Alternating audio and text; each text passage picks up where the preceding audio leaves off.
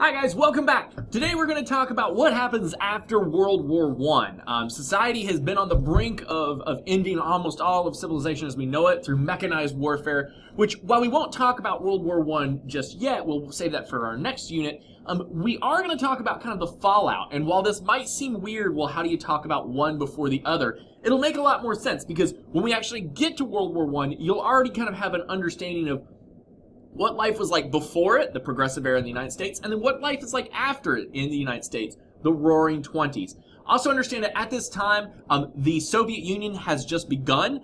They have changed over from the Tsar, kicked him out of office, and Lenin has now taken power in the Soviet Union. Okay, and so for today in your notes, you need to list this as Part 1, Post-War America, and this still goes under the same theme of economic transformations that we've been talking about. So after World War I, there's this kind of exuberance. People are super excited that the war has ended. This picture right here, as a matter of fact, is a photo from New York City at the end of the war on Armistice Day. And it shows the massive crowds that turned out to celebrate. Now, nothing was seen like this in the United States, again, until the end of World War II. And while it's this momentous, exciting occasion, people are thrilled that that the United States has won the war and the Allies themselves have won the war. It leaves a lot of frustration and a lot of fear because, as I said a minute ago, society was at the brink of collapse. This was the chance that the world had to kind of stand up and take notice and say, we need to fix the way society works. And while they could have done that, what ends up happening is they kind of fall back into a lot of the same problems that they had before World War I. So any discussion of this time has to have a discussion of a group of people in the United States known as the lost generation. And that's, if you think about it today, how there's Generation X and Generation Y and millennial generation, the baby boomers, this is the same kind of idea of a generation, but instead of being more of a generation themselves, they're really characterized by being this kind of group of young adults after World War I. They really become disillusioned with society. They thought that they had everything figured out in the progressive era, only to find out that those things don't really work out. And many of them who were artists, writers, painters, philosophers, many of them end up actually packing up their belongings and moving overseas and really deciding to kind of live the good life and enjoy themselves and really move away from all the troubles that they had experienced during the war. Some of those people are writers and artists you've heard of before, like Pablo Picasso in Spain, who moves to France. F. Scott Fitzgerald, who wrote The Great Gatsby. If you've ever seen that movie, it's a really great one. And the book is awesome as well, might I say. Ernest Hemingway, who I'm sure you will talk about at some other time. And they all move away and become what's known as expatriates. And the reason why they move away is they have this kind of, again, this disillusion. They feel personally alienated with society. They feel like people don't quite have a good grip of what's going on. And this time is really characterized by a lot of the parties and the celebrations that go on. Here's a copy of both books. The Sun Also Rises, which is a little bit about Hemingway's time in World War I, and then also The Great Gatsby, which really kind of brings together all the ideas of the 1920s and this idea of exuberance and joy and frustration and excitement about the war being over with, about being young and about having money and not having money at the same time, and how we deal with these things.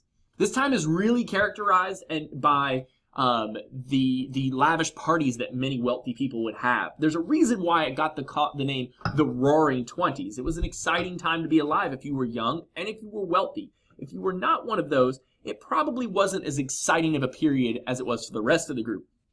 No book does a better job of this than Fitzgerald's book, The Great Gatsby, because it really highlights how it feels on the surface like they're excited to be alive and that everything is great and everything is wonderful, but under the surface, you really can see the tensions and the frustrations that are building in society. One of those tensions is what's known as the Red Scare, and it's a period when the government went after Reds or communists and others with radical views. And if you remember, we talked about last year the Russian Revolution and how communism begins to spread, and it's the first time communism really gets the opportunity to run as a government. And so for a lot of Americans and a lot of people who were capitalists, they were quite worried about communism's spread. And so they, at this time, kind of saw communism on every street corner. We'll have another kind of Red Scare period in the 40s and 50s after World War II when the last two superpowers standing are the United States and the Soviet Union. In America at this time, there were roughly about 6,000 radicals, or people who were deemed radicals by the state, who were arrested and deported, which means they were sent out of the country. None of this, nothing symbolizes this time of fear and hostility than what is known as the Sacco and Vanzetti case. There were two Italian anarchists who basically just believed in no formal government. They were executed in 1927, despite widespread protests. They were executed for committing a crime that many people to this day believe one or both of them did not commit. And their death was actually blamed on hatred of immigrants and the Red Scare, because both of them were seen as different and somebody who was outside of the norm of what America was at the time. We tend to do this often. If you've noticed throughout history, whenever we are afraid or we are upset about something or concerned about something, we tend to kind of go against certain groups of people.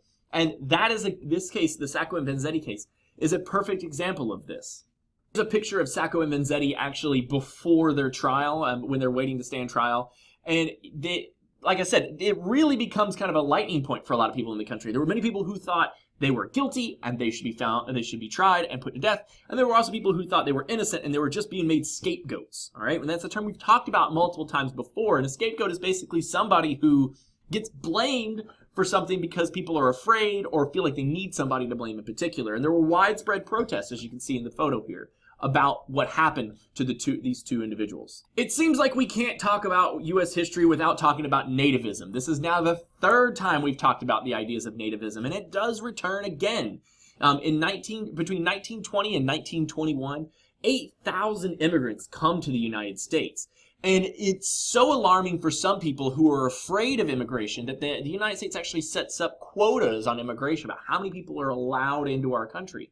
The idea was, as it was before, that these immigrants, these new wave of immigrants, were going to take over the country. They were going to take your jobs away and things like that. Now, while we know this in hindsight to be false, at the time this was a real concern for a lot of people, and so this really becomes a time when people are going to push back against society. They're going to be afraid of what's going on around them. The Lost Generation is kind of a great name for this time period and for this group of people, because they really are concerned about what's going on around them, whether they are disillusioned with society or whether they're just afraid of what the future holds. This time period is mixed with a lot of uncertainty. Finally, one last group we have to talk about at this time period is a group known as the KKK. And you may or may not have heard of this group before, but what's interesting about this group is that they really see a rebirth in their organization in the 1920s. Previously, in the late 1800s, it had been a group in post-war America that had really been used to kind of keep African Americans in their place, to advocate for some rights of former Civil War soldiers. But it had largely died off, and by the 1920s, it comes back again with a resurgence, thanks to a film by W.D. Griffith called Birth of a Nation. And this film is very popular at the time. It speaks to a lot of people, and it was really a pro-KKK, anti-immigrant, anti-Jewish, anti-foreigners, anti-minority story. And so you see kind of a rise in the Ku Klux Klan again at this time. They attack any of those groups, anybody who kind of thinks differently than them, and by 1925 they have 5 million members.